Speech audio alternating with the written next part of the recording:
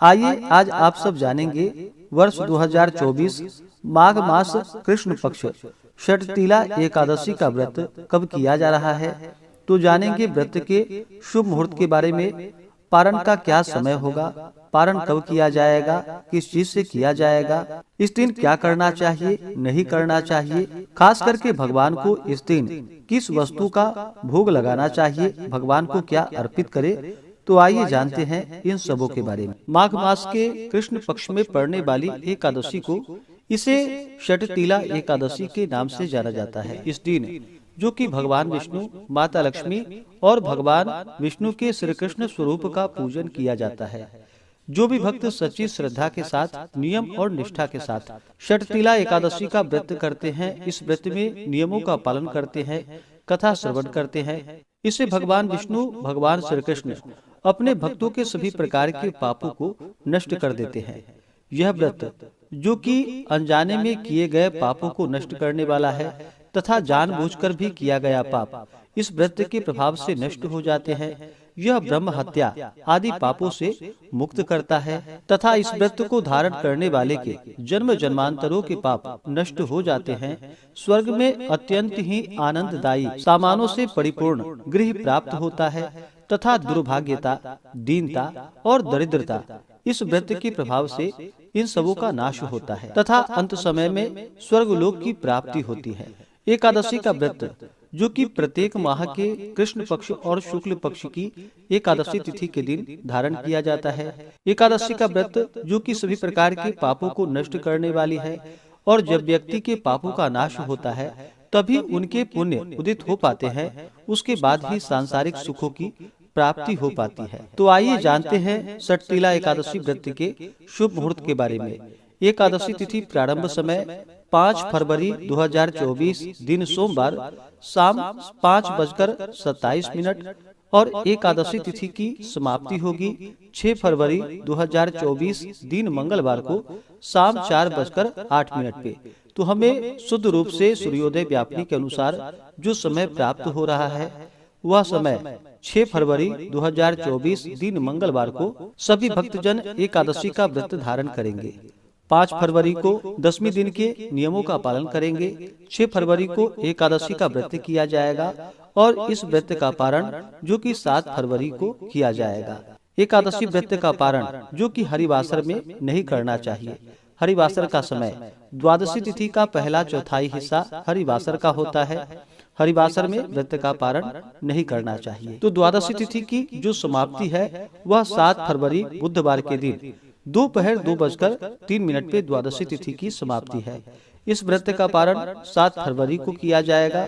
पारण का जो समय होगा वह समय सुबह 7:06 से सुबह 9:18 तक व्रत का पारण किया जाएगा। षटतिला एकादशी व्रत का पारण जो कि गो दुग्धेन पारणम यानी कि गाय के दूध से व्रत का पारण है, यह संभव ना हो पाए तो आप तुलसी दल, जल, फल से व्रत का पारण करें। एकादशी तिथि के दिन 6 फरवरी को जो सूर्योदय का समय है वह समय सुबह 6:38 और सूर्यास्त शाम 5:45।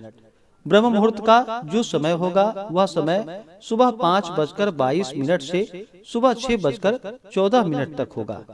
6 फरवरी को राहु काल का जो समय होगा वह समय दोपहर 2:58 से शाम 4:22 तक और 7 फरवरी को दोपहर 12:12 से दोपहर 1:35 तक राहु काल का समय होगा। राहु काल समय के दौरान कोई भी शुभ कार्य या नया कार्य नहीं करना चाहिए, यह लाभप्रद नहीं होता है, इस बात का ध्यान रखें। नक्षत्र जो कि ज्येष्ठा नक्षत्र सुबह 7:35 तक होगा, उसके बाद मूल नक्षत्र। योग जो कि व्याघात योग सुबह 8:50 तक होगा, उसके बाद हर्षण योग।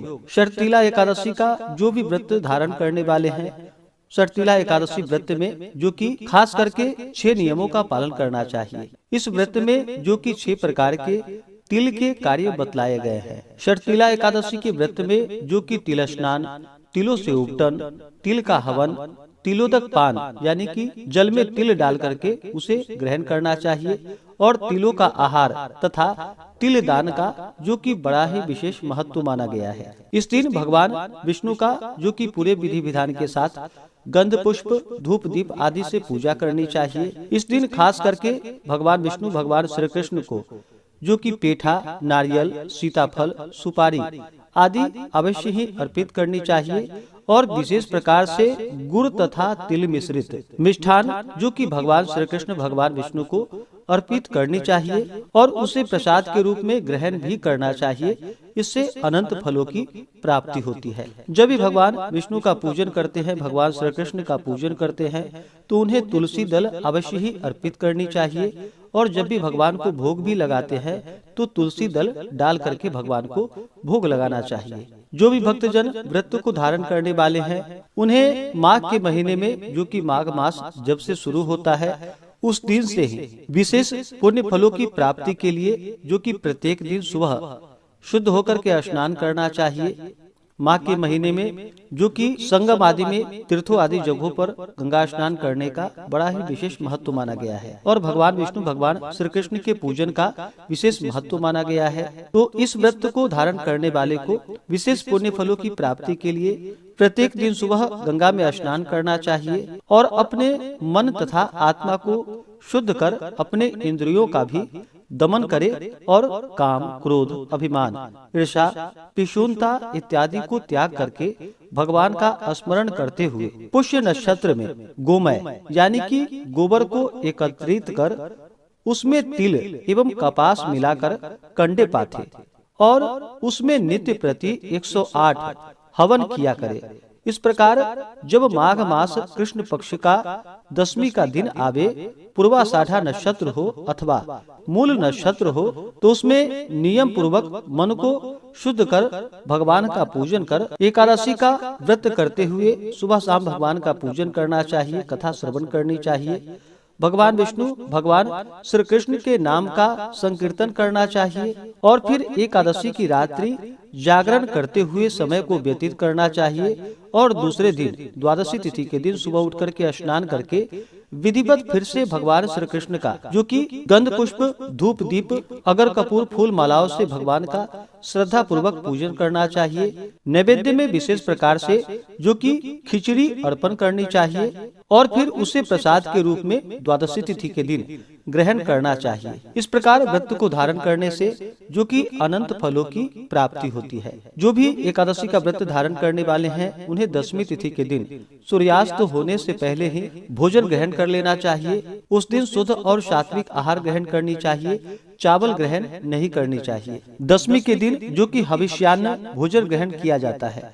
हविष्यान्न में जो कि जौ, गेहूं, गोघृत, सेंधा नमक हुआ जो कि भोजन ग्रहण करना चाहिए और दशमी की रात्रि एकादशी व्रत का भगवान श्री कृष्ण भगवान विष्णु के नाम का एकादशी व्रत का स्मरण करते हुए सोना चाहिए। एकादशी की सुबह उठ करके नित्य क्रियाओं से निवृत्त होकर के गंगा नदी में या घर के नहाने के पानी में ही थोड़ा सा गंगा जल मिलाकर के स्नान करना चाहिए, शुद्ध वस्त्र धारण करना चाहिए और व्रत का संकल्प लेना चाहिए। भगवान से प्रार्थना करनी चाहिए कि हे भगवान विष्णु, हे भगवान श्री कृष्ण, आज मैं षटतिला एकादशी का व्रत धारण करने जा रहा हूँ या करने जा रही हूँ। इस प्रकार से भगवान से प्रार्थना करे कि यह व्रत मेरा निर्विघ्न पूरा हो, हमें पुण्य फलों की प्राप्ति हो।